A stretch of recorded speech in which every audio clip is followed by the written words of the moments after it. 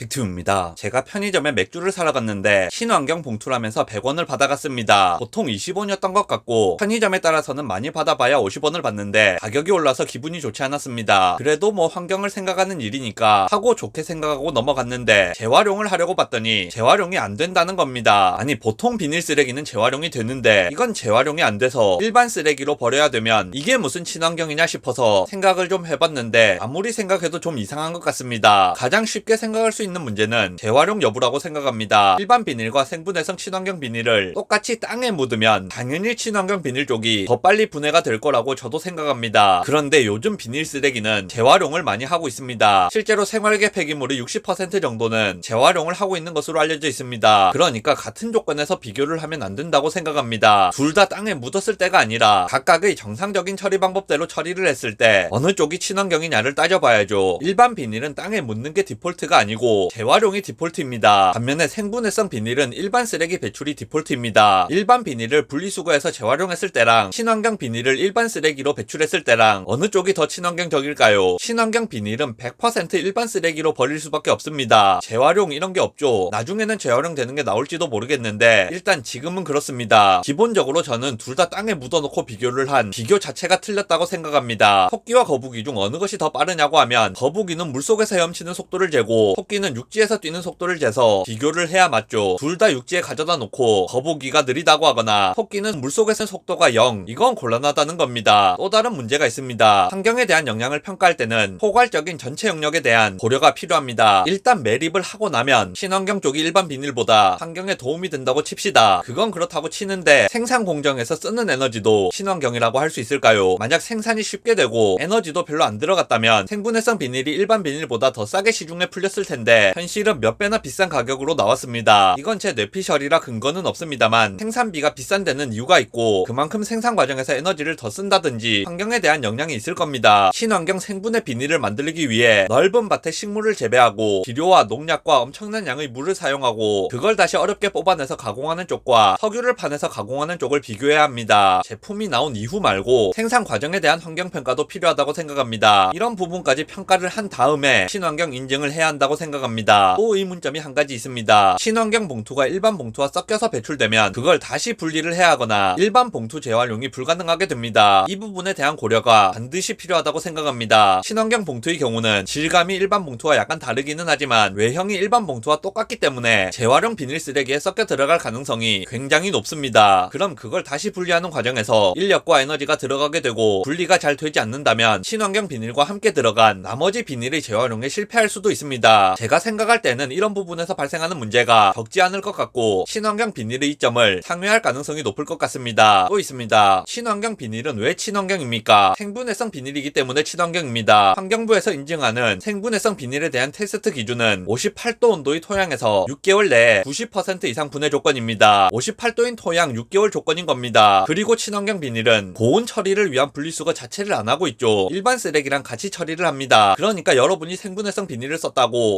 나는 환경을 생각하는 사람이다, 이거 쓰레기통에 버려놓으면 알아서 잘 썼겠지 하는 게 착각이라는 말입니다. 생분해성 비닐은 일반적인 환경에서는 분해가 아예 안 되지는 않겠지만 일반 비닐보다는 분해가 잘 되겠지만 58도 조건이라는 것이 너무 자연에 자연스럽게 있을 법하지 않은 조건이기 때문입니다. 또 문제가 있습니다. 제가 알기로는 우리나라 일반 쓰레기의 경우 절반 이상을 속아가는 것으로 알고 있습니다. 특히 서울 같은 경우는 70% 정도를 속아가는 것으로 알고 있습니다. 어차피 소각을 하게 되면 생분해고 자시고 아무 의미 없는 겁니다. 이건 환경부와 한국환경공단에서 2020년에 발간한 2019년도 전국 폐기물 발생 및 처리 현황에 나오는 생활계 폐기물 처리 방법 통계입니다. 2019년 기준으로 매립이 12.7%, 소각이 25.7%, 재활용이 59.7%, 기타는 1.9%인데 이건 일종의 재활용이라고 보시면 됩니다. 그러니까 재활용할 수 없는 생활 폐기물의 33% 정도만이 매립을 하고 67% 정도가 소각되는 겁니다. 어차피 소각할 건데 생분해가 무슨 상관입니까? 물론 나중에는 제가 지적하는 이런 부분들 중 일부가 개선되어서 진짜 친환경이 가능한 봉투가 나올지도 모르겠습니다만 지금 나오는 친환경 비닐봉투는 제가 생각할 때는 친환경이 아닐 수도 있다고 생각합니다. 영상 요약하겠습니다. 지금 나오고 있는 친환경 비닐봉투는 종합적으로 평가를 해봤을 때 환경에 별 도움이 되지 않는다고 생각합니다. 재활용도 되지 않고 생산 과정에서 발생하는 환경 영향 평가도 제대로 이루어지지 않은 것 같고 다른 비닐봉투의 재활용을 방해하며 실제로 자연 상태에서 쉽게 분해되지도 않습니다. 심지어 우리나라의 일반 쓰레기 처리는 소각이 메릿보다 더 많기 때문에, 그리고 일반 비닐은 재활용이 되기 때문에 생분해 자체에 큰 의미가 없다고 생각합니다. 그리고 편의점 비닐봉투 가격이 80원 올라서 그게 제일 큰 문제라고 생각합니다.